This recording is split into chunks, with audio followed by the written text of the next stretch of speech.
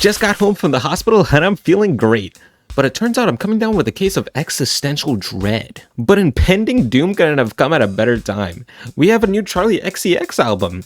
Surely this is gonna help cheer me up. I mean, her last album was pretty feel good, so let's see what this has to offer. They're dead. They're gone. What the hell? I thought we were gonna get a rock album. I didn't sign up for this. Music, Fashion, and Film by Charlie XCX. Her 7th studio album, and it is one that I honestly was not looking forward to. And don't pull out your guns just yet, because I eventually came around in the end, but at first I really did not like the single Rock Music. And please remember, I own a copy of Wreck-It Ralph on the 3DS. You really want to trust this guy for your music opinions? But up until this point, I never really got into Charlie's catalog. I mean, it's not exactly like I'm the target demo, so never really checked it out. And what I found couldn't have surprised me more. I was constantly engaged by the music, and while there's some albums I didn't really like over others, there's a ton of quality here. Some of the best albums I've ever heard. Out of everything I've listened to so far, I think my favorite is the one from 2020. I think it's called How I'm Feeling Now. The way that feels so abrasive and in your face, that's my favorite for me. Like, when I think of Charlie, that's what I'm thinking of. But even so, I still think Brat was really good, and I could see why it was so influential. And I really grew an appreciation for how much she's willing to just push the genre forward. She's always trying to experiment her best, and it's really cool to see where her inspirations lead her to. So when you wake up in the very merry month of May and you see an announcement from Charlie that the dance floor is suddenly dead, we're making rock music now. To a lot of people at the time, it kind of felt like a slap in the face. I mean, she just basically provided an entire rebirth to this genre, and so many people fell in love with it again. And she's like, yeah, maybe your grandma likes it, but we're moving on. That's old news. And people thought it was extremely egotistical to say something like that, but when you go into the record, turns out that is exactly the point. Side note, there was a little subplot where there was a lot of publications at the time that were responding to the backlash, and they were like, no, don't worry, she's not making a rock album. That was a lie. And before we get into the album, she did also post the cover art for the album, and that was her biggest inspirations being music, film, and fashion, which would be also the title of the album. Now, this idea is present in the album, but it's not nearly the most interesting part of the album, and if you skipped over this entire point, you would not miss anything. But a lot of people thought this album was just going to be about what inspired her, and maybe taking inspirations from music, fashion, and film. And just like that, we have our second red herring. But going into the album, we start off with rock music, and Charlie XCX intros are often pretty important to the album and setting up how it's the entire concept's gonna go. Look at a 360 ending with 365 when you go to the outro, or even Pink Diamond, which is one of my favorite songs in our catalog. On first listen, this is not the best song. In fact, the song just kind of sounded like an imitation of rock music and really felt like it was just making fun of it. The whole rock music still doesn't really sound that good. But we can actually dig way deeper into this track because it goes way further than you might think. The idea of swapping from dance and hyperpop to rock does imply this searching for inspiration and gaining inspiration to make something new, but this is actually just the surface level of the track. We actually get hints of where the album message-wise is going to go with lines like, I'm really banging my head, I'm really hurting my neck. And at first you're like, oh, because, you're head banging in rock and roll. Big whoop, everybody does that. But it could also be read as I'm banging my head against a wall trying to come up with new ideas. This would be further evidenced by later songs. The song establishes the idea of just trying out new things and trying to experiment the best way you can, especially when it's talking about this character stage diving and saying, hey, just try it out. Maybe they'll catch you this time. If not, at least you tried. And it's a very thought-provoking song.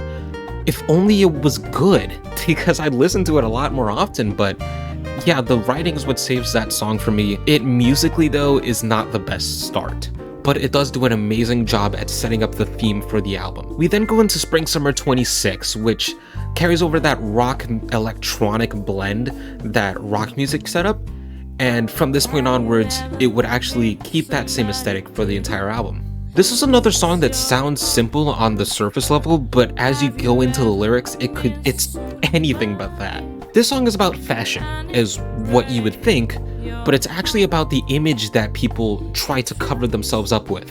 and try to present themselves as. Like the fashion is the fake person that they're trying to be, and how this fashion is all just leading us down a road to destruction. She even comments on how she could use her politics or her heritage to just get social credit. And I really want to commend her approach to deadpan comedy on this one, like the way she's tackling cancel culture and how people deal with it online. The way that's presented is so funny. After that, we move into Card Declined, which in my professional Wreck-It Ralph opinion is one of the more catchy songs off this album for me. I've seen a lot of people comment online about how this one's just anti-posers. Like, it's just about, you know, how people pose online like they have everything with all this money, and it's very materialistic. And like, sure, that may be the surface level that you can get out of it, but you could go so much deeper with this. Because the song in itself is a continuation of the previous one, and all of the concepts that come from the previous songs. She's attempting to use money to mask her issues and her faults, or what she deems as her faults, and she's buying a new personality and a new life. But obviously the card declines because she can't afford these things. Sure, you could take the meaning of the song and apply it to just people at large, but she's not really talking about other people, she's talking about herself, like the character Charlie in this album. The character is very materialistic at this point and feels like there's this hole like in her life that's missing. And she's trying to use money to cover it up, and eventually finds out that it's just not working. So from this point onwards, the character of Charlie is basically searching for fulfillment in life, trying to figure out what's missing. And the first thing she tries, or realizes, is that she feels like her true self when she's in front of a camera, which is why we get the song Camera. And this is probably everyone's favorite song off this album.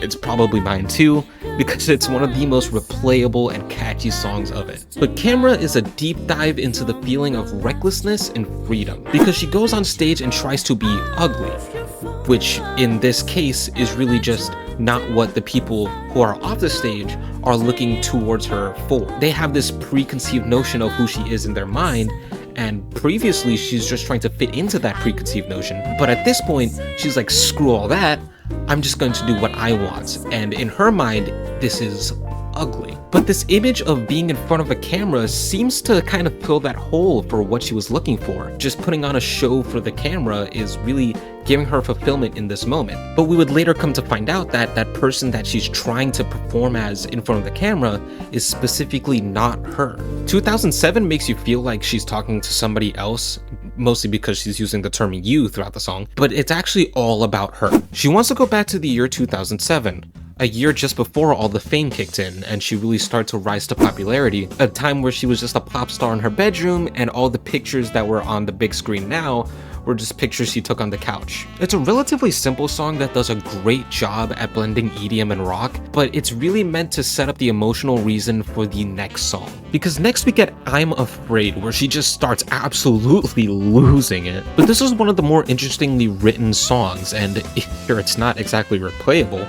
It kind of reminds me of like a You from Kendrick Lamar, where yeah, it's one of the best written songs ever, but I'm not pressing play. But it's one of my favorites to revisit in the track list just because of how deep the writing goes for this one. Like going back to this album, going through all the lyrics, this was one of my favorites to really decipher. Because in this song, she actually tries to justify drowning out her sorrows and getting drunk, claiming that all of these character flaws are really what makes her a better artist. But then she says, this is just a stupid excuse I tell myself, which is actually one of the more insightful points in the album. At this point, Charlie realizes that she has to come to her senses and really confront her demons, but she becomes afraid of a couple things. That being, one, will her husband accept her for all these shortcomings? And two, will she even have the maturity it takes to keep this relationship alive? This song is a massive internal battle where she's contemplating if she tells him all this stuff, what if she ruins it? She's finally found the thing that completes her, the thing that she's been searching for this whole time throughout this entire album, and if she comes out with all of her faults and all of her shortcomings, it might ruin everything. And I hope you see why I like this album and its writing so much, because it conveys all of these human experiences in an extremely compelling way through EDM rock. But unfortunately, we get to what I think is the lowest point in the album. Not necessarily musically, because it is a catchy song in yeah, but it's literally only like 5 words. It's really more of a dance music song, and there's not much lyrically going on here. Honestly, you could skip over this song on the track list, and you would have not missed a single plot point. Then we get into Wink Wink, which is another extremely infectious song, and she uses her deadpan style of delivery to hit some of the most funny lines I've ever heard.